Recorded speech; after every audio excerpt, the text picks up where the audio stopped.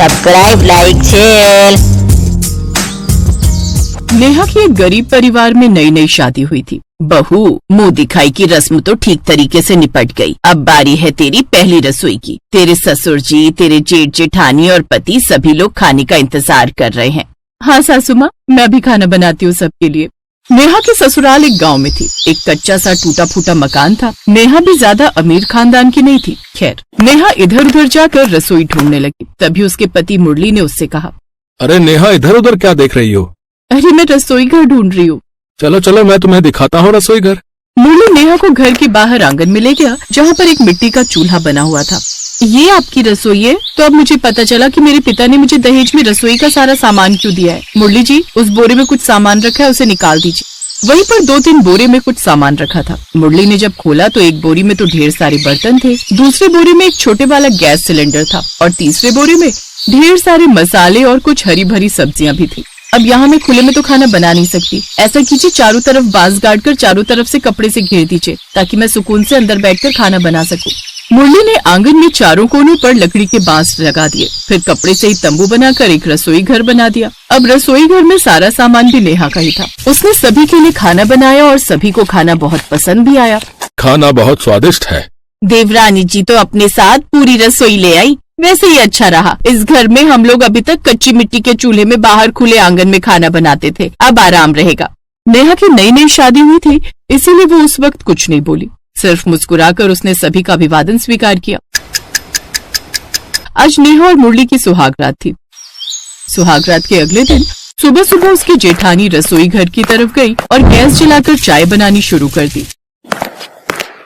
भाभी, ये क्या कर रही हैं आप? अरे नेहा, मुझे लगा तू थक गई होगी, इसलिए मैं ही सबके लिए चाय बना देती हूँ।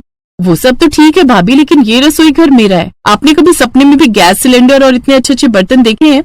तुम मेरी बेइज्जती कर रही हो। अपने मायके से दहेज में रसोई का सामान क्या ले आई? खुद को बहुत बड़ी महारानी समझने लगी।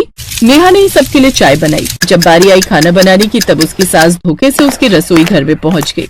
चलो, ये अच्छा रहा, बहू अपने साथ पूरा रसोई घर ले आई है। तभी वहाँ पर नेहा आ गई। सासू माँ, मेरे रसोई घर में आप क्या कर रही हैं? तुम्हारा रसोई घर? ये कैसी बातें कर रही है बहू? मेरे घर वालों ने मुझे दहेज में रसोई क्या दे दी? घर की सारी औरतों की नजर मेरे रसोई घर की तरफ ही रहती है। आज के बाद कोई भी मेरे रसोई घर की तरफ झांकेगा भी नहीं। उसकी सास को कुछ भी समझ में नहीं आया। वो बेचारी सीधी सादी थी, बिना कुछ बोले वहाँ से वापस आ गई। अब दोपहर का पूरा खाना नेहा ने किसी को भी अपने रसोई घर में घुसने नहीं देती थी। इसी वजह से घर के सभी सदस्यों का खाना नेहा को अकेले ही बनाना पड़ता था। फिर एक रात उसने अपने पति मुरली से कहा, देखिए, घर में इतने सारे लोग रहते हैं और सबका खाना मुझे ही बनाना पड़ता है। ये कब तक चलता रहेगा? नेहा, तुम अपनी रसोई में किसी को घुसने ही नहीं देती हो, तो भला कौन तुम्हारी मदद करेगा? वो रसोई मेरी है, तो मैं भला किसी और को अपनी रसोई में क्यों घुसने दूं?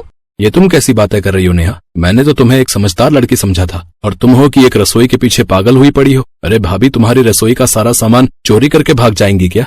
मुझे कुछ नहीं सुनना। बड़े भैया से कह दो कि वो अपने खाने पीने का इंतजाम अलग से कर ले। मुरली उस वक्त कुछ नहीं बोला और चुपचाप सो गया। अगले दिन वो अपने खेतों में अकेले बैठकर कुछ सोचने लगा। मैंने कभी सपने में भी नहीं सोचा था कि नेहा इस तरह की निकलेगी। यही सब सोचते सोचते काफी वक्त बीत गया और मुरली अपने घर वापस चला गया। लेकिन उसने घर आकर देखा तो नेहा अपनी भाभी और सास से लड़ झगड़ रही थी। ये रूप मुरली ने उसका पहले कभी नहीं देखा था। नेहा, ये क्या कर रही हो तुम? तुम्हें अपनी भाभी और माँ से बात करने की तमीज नहीं है क्या?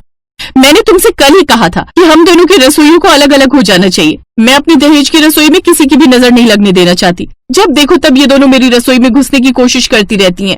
बहू, ये सब क्या बोल रही है तू? हम सबको हमेशा मिलजुल कर रहना चाहिए, और सब अपने ही लोग हैं भाई। तेरी रसोई का सामान लेकर कोई भाग थोड़े ही जाएगा। मुझे सबसे ज्यादा अपनी दहेज की रसोई प्यारी है। इससे बढ़कर मेरी जिंदगी में और कुछ भी नहीं। नहीं नहीं, ये रसोई क्या, ये पूरा घर भी तुम्हारा ही है। तुम ऐसा करो, अपनी रसोई और अपना घर लेकर अकेले रहो। हम सब यहाँ से जा रहे हैं, अकेले ही मजे करो। कोई तुम्हारे बीच में दखल अंदाजी नहीं करेगा। हाँ हाँ, मुझे भी किसी की जरूरत नहीं। जिसको देखो मेरी दहेज की रसोई के पीछे ही पड़ा रहता है। घर के सारे लोग मुरली को समझाते रहे, लेकिन मुरली का गुस्सा अब हद से ज्यादा बढ़ चुका था। उसने जल्दी जल्दी अपना, अपने माता पिता का और भैया भाभी का सबका सामान पैक किया और सबको लेकर वहाँ से निकल गया। नेहा अब उस घर में अकेली बची थी। अब मैं इस घर में अकेली रहूंगी और मुरली का क्या है, वो 2-3 दिन में मेरे पास आ ही जाएगा। गांव से थोड़ी दूर पर मुरली के परिवार का खेत था। वहीं पर वो लोग तंबू बनाकर रहने लगे। वहीं पर उन लोगों ने कच्ची मिट्टी का चूल्हा बना लिया और खाना बनाने लगे। उन लोगों की तो गरीबी में रहने की आदत थी, इसीलिए वो लोग अपनी जिंदगी वहाँ पर फिर से उसी तरह जीने लगे। मुरली, मुझे लगता है तूने गलत किया है बहू के साथ। नहीं माँ, मैंने बिल्कुल सही किया है। इससे अच्छा तो मैं शादी ही नहीं करता। दहेज में रसोई क्या ले आई? अपने आप को बहुत बड़ी महारानी समझने लगी। नेहा को अब वो घर काटने को दौड़ने लगा। गांव की औरतें उसे ताना मारने लगी। ये देखो इस बहू को, इसको अपनी रसोई से ज्यादा कुछ प्यारा नहीं है। भगवान ऐसी बहू और ऐसी औलाद किसी को ना दे। बिल्कुल सही कहा तूने। इस घर की तरफ तो देखने में अब शर्म आती है। आज के बाद इस गली से निकलेंगे भी। यहाँ के घर के सामने से होकर अब कोई नहीं गुजरता था। उसके आसपास कोई इंसान तो क्या, कोई परिंदा भी नहीं जाता था। उसे अकेले अब डर लगने लगा। इस घर में तो अब मुझे डर लगने लगा है। 2 महीने हो गए, मुरली अभी तक लौट कर नहीं आया। लगता है मैंने कुछ ज्यादा बोल दिया। मुझे दहेज में मेरी रसोई घर पर इतना घमंड नहीं करना चाहिए था। गांव का कोई आदमी मेरी तरफ देखने को भी तैयार नहीं है। दुकान पर जाती हूँ तो दुकान वाला सामान देने से भी मना कर देता है। एक रात जब नेहा अकेले सो रही थी, तभी अचानक कुछ कुत्ते भौंकने लगे। नेहा अपनी रसोई घर के बाहर ही एक खटिया डालकर सोया करती थी। भौंकते हुए बहुत सारे कुत्ते उसके किचन के अंदर घुस गए।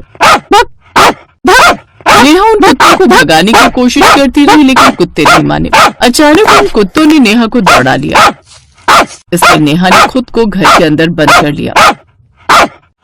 सुबह नेहा ने जब अपने घर का दरवाजा खोला, तब देखा कि सब कुछ बर्बाद हो चुका था। ये सब क्या हो गया? मेरा पूरा रसोई घर तबाह हो गया। अगर कल मैं कमरे के अंदर नहीं जाती तो ये कुत्ते मुझे भी मार डालते। यहाँ दूर दूर तक मुझे बचाने भी कोई नहीं आया। आज मुझे समझ में आ रहा है कि परिवार कितना जरूरी होता है। आज अगर मेरा परिवार यहाँ होता तो मेरे दहेज की रसोई बच जाती और गाँव वालों का प्यार भी मुझे मिलता रहता। अब नेहा ने फिर से कच्ची मिट्टी का चूल्हा बनाया और उसी में खाना बनाया, लेकिन अकेले उसे खाने का बिल्कुल मन नहीं कर रहा था, क्योंकि वो इलाका पूरा कब्रिस्तान जैसा लग रहा था।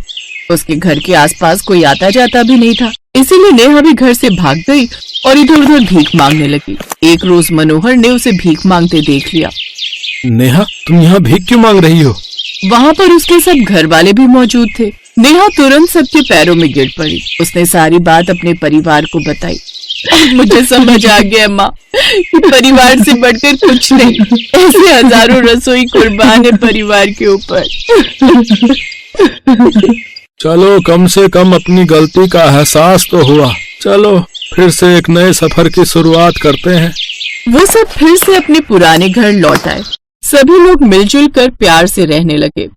अगर आपको ये कहानी अच्छी लगी हो तो कहानी को लाइक कर दें और ऐसी मजेदार कहानियाँ सुनने के लिए हमारे चैनल सब्सक्राइब कर लें। घंटी के बटन दबाना ना भूलिएगा।